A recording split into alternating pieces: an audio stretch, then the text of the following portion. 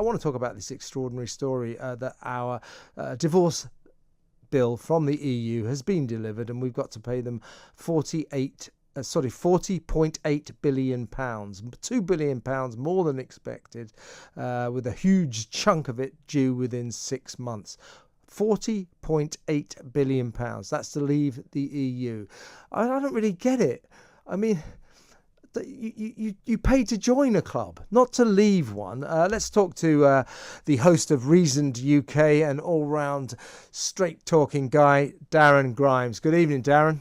Evening, Kev. Can you explain what this £40.8 billion is actually for? As I just said, I thought you paid to join a club, not to leave one. I mean, the idea that we're handing over 40 billion quid to them is just extraordinary, isn't it? If you think half of that, Kev, must be Jean-Claude Juncker's wine bill alone. That's what my sort of suspicion is there. I think Boris Johnson had it right when he was Foreign Secretary, Kev. I don't know if you remember, but he said that the EU could go whistle when these sort of sums were being bandied about. And I would actually put it in stronger terms than that. I mean, I know it's post-watershed, but I'll try and hold me tongue. Yeah, please do. I mean, the idea that we should hand over to the EU for 2020 alone, 5.8 billion quid. And in a year in which we've been out for almost that full year, the damn thing, imagine what the bill would have been were we still in it. It's just extraordinary sums of money. And Number 10 have said that, well, hang on a minute, our commitments that we promised to you stand at between 35 billion and 39 billion. And you think, Kev, well, hang on. It's exactly what you just said. Number 10 expect we're all to turn around and say, oh, well, even though we're very hard pressed and the taxpayer's been squeezed to a pulp to get everything out of her, to say, oh, well, that's all right then. The fact of the matter is, right, that this agreement by Theresa May in November of 2018 I think was an abuser for the taxpayer and always was set to be, Kev.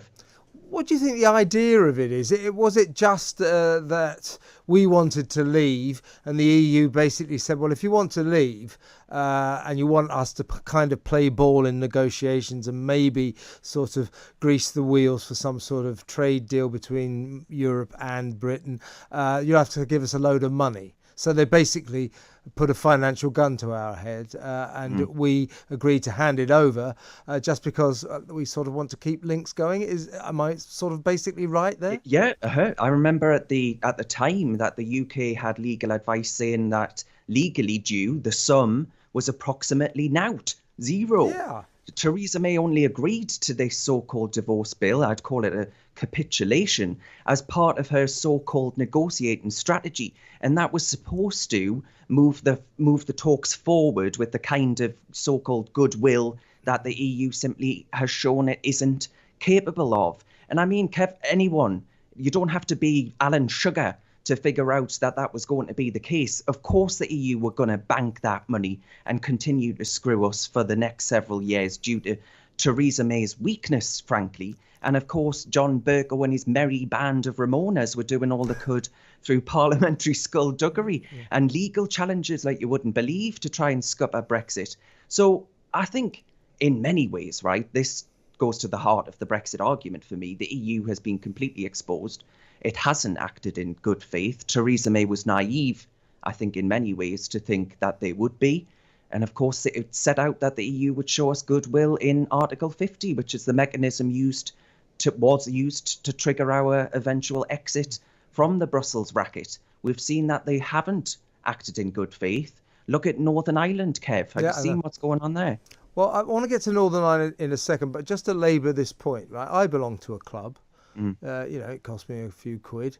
If I leave, then I don't give them any more money, obviously.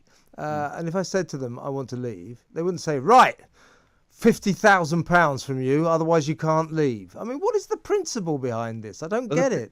Yeah, the idea behind it is they're saying that we owe them for pensions and stuff. So basically to fund, Lord Mandelson's cushy pension and all the rest of it. And you just think that's extraordinary, right? So fine, if you sort of take those elements of it out and you say, right, well, if we agreed this then and we owe this pension pot and that pension pot, fine.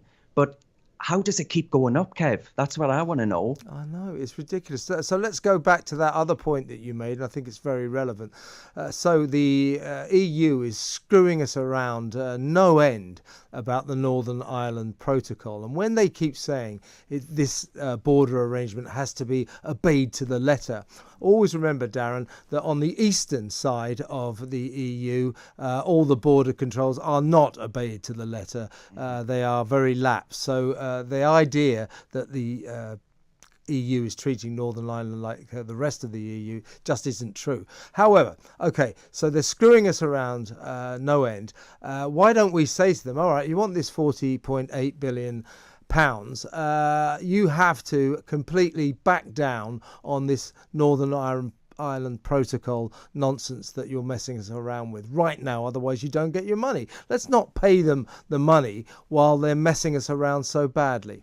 Well, you see, our politicians have bound our hands there, haven't they? Because it goes to an independent court that would say, well, hang on, you signed up to it through Theresa May's original deal on the financial settlement. And then, of course, it was Boris Johnson that came up with the Northern Ireland Protocol as when he was Prime Minister. And it's as a consequence of the protocol, Kev, that suddenly all of those on the EU side that have waxed lyrical about the Belfast Agreement and peace on the island of Ireland, well, suddenly, looking at all the protests from people in Northern Ireland, because Northern Ireland's economy is obviously being hit by these overly officious checks that you've just mentioned. It's not being treated as part of the EU. It is actually being treated as a sort of, we must check this because suddenly the UK must have, with sort of gay abandon, got rid of all its checks and balances and be, I don't know, importing all sorts into the EU via Northern Ireland. It's ridiculous. They're trying to punish her through Northern Ireland, a constituent part of our country, on produce like meat, for example. They're struggling to get that. At one point, shelves in places like Marks and Spencer, Marks' shelves in Northern Ireland were struggling to be stocked because our sausages and things were being stopped on the way there from Great Britain. And I repeat, that's a constituent part of our country being unable to receive food from this country to it. That's disgusting, Kev. What part of being showing goodwill and peace is that? I couldn't agree with you more, Darren, but on that tack, we now have the perfect opportunity to say to them, no more sausage wars, stop this nonsense about food coming from mainland England to Northern Ireland, allow free passage of those goods. Otherwise, we do not even remotely consider that we will pay you this £40.8 billion. No sensible arrangement when it comes to Northern Ireland, no money. Yeah, well, I because I do actually think at this point it is showing. So there are elements of the Northern Ireland Protocol that say that if there are obvious and provable economic difficulties as a consequence of the protocol, which everything that we've just discussed, it's pretty hard to argue that there haven't been consequences thanks to that sham agreement. To me, that's perfect excuse for the government to say, well, hang on a minute, we're going to invoke this part of the protocol and say that Northern Ireland has been, as part of our country, uniquely hit by this dodgy deal. Then we get rid of it. We scrap it. I think they're well within their rights to do that now, but they're still trying to sort of, keep the EU on side. And I think that's a fool's game, because I think the EU have shown, if you look at the likes of Switzerland, they've started to say, well, actually, mate, we don't want to be, hitched to your wagon. We quite like our independence from you. We'd like to trade with you, but we don't want to be sucked further and further into the EU's orbit. That's what the EU's trying to do to us through Northern Ireland. We've got to be robust. We've got to be strong and stand up for what is part of our country, Kev. I think it's time to do it, and it really annoys me. I know he sort of says it semi-ironically, but the way Boris keeps talking about our friends in the EU, these people are the opposite of our friends. You kept referring to the real villain of this piece was the world's worst negotiator, Theresa May, who was secretly a Remainer and tried to sort of do us an exit deal, which was more a Remain deal. On that basis, Darren, Can you explain why Theresa May over the past year was the highest earning MP in Parliament? She earned more than £500,000 making speeches around the world. Why would anyone want to listen to the wisdom of this woman? I know, I think it was Donald Trump, that made a joke about I would pay money not to hear her speak. That's right, you're absolutely right, he did. And that to me summed it all up. I thought, you're absolutely right, Donald. There's a certain wisdom, isn't there? He just cuts through stuff so easily. So right. So I don't know. It's extraordinary, really. As soon as you've been in that top job, doors just open up for you. But it's extraordinary. I think I'd be bored to tears handing over hundreds of thousands of pounds for the pleasure. It's insane. These people have got more money than sense. Maybe it's a reverse barometer thing. They say, and now for a lesson in how not to do it, here's Theresa May. Darren, Darren, fantastic to talk. Always a pleasure. Darren Grimes, their host of Reasons UK.